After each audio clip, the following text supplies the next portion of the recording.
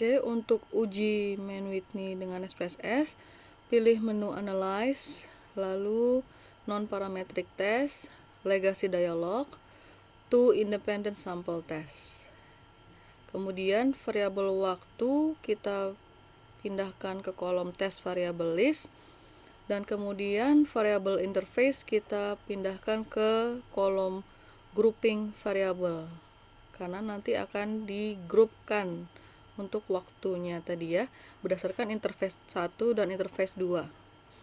Klik tombol Define Groups, lalu kita lanjutkan. Ketik 1 pada kotak grup 1. Jadi kita pakai angka saja, tinggal ketik 1 untuk grup 1 yang menunjukkan interface 1. Ketik 2 pada grup 2 yang menunjukkan interface 2. Lalu continue. Jangan lupa untuk test type-nya pilih yang Mann-Whitney U.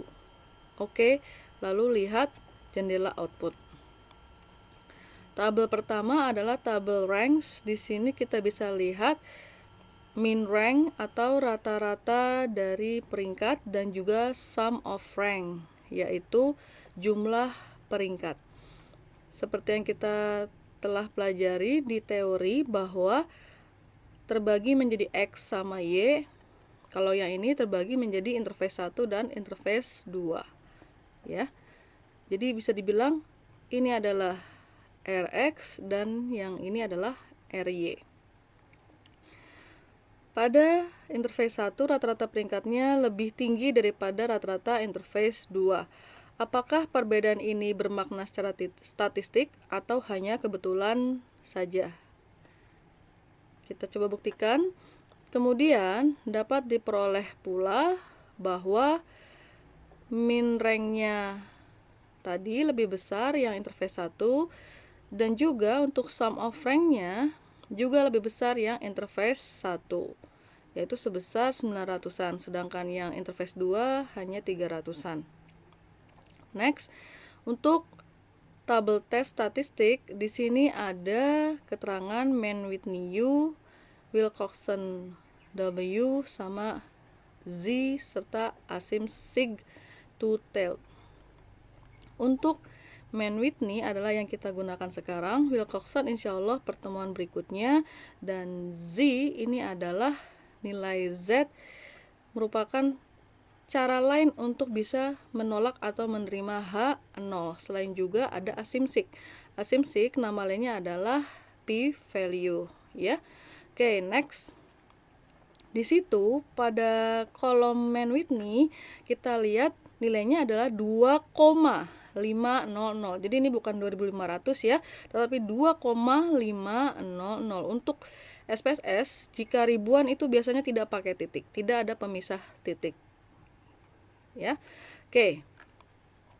Kemudian jika nilai ini dikonversi menjadi nilai Z hitung, maka hasilnya adalah yang Z tadi, yang Z, yaitu minus 6,029. Tidak apa-apa minus, karena ini adalah uji dua sisi, maka sisi yang minus juga masih mempengaruhi. Ya, titik kritisnya seperti yang kita tahu untuk alfa 5% uji dua sisi adalah plus minus 1,96. Sehingga berdasarkan uji Z, kita ketahui bahwa min 6 itu lebih kecil daripada min 1,96. Maka akan ada nanti nilainya di sebelah kiri dari 1,96, minus 1,96. Jadi keputusannya tolak H0. Dan juga asim sig-nya terlihat nilainya adalah 0,000. Ya, asim sig ini adalah p-value dan p-value-nya sangat kecil. Jika dibandingkan dengan alfa, maka alfanya 0,05. Dan tentu saja sig tadi lebih kecil daripada 0,05, maka sama seperti yang sebelumnya, tolak H0. Keputusannya juga tolak H0.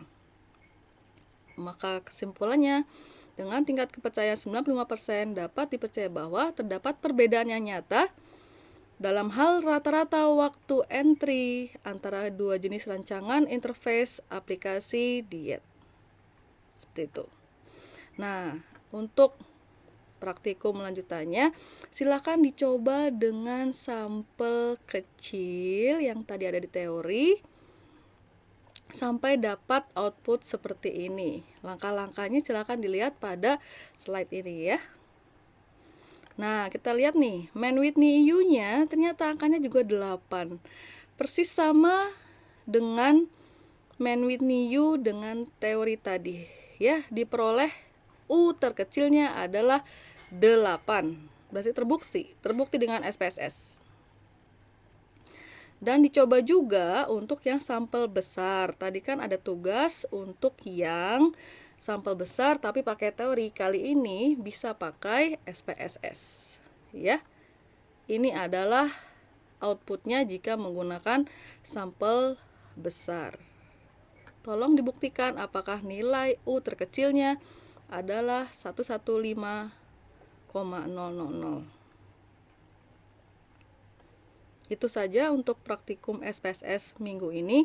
Atas kekurangannya mohon maaf. Terima kasih banyak atas perhatian dan kerjasamanya. Wassalamualaikum warahmatullahi wabarakatuh.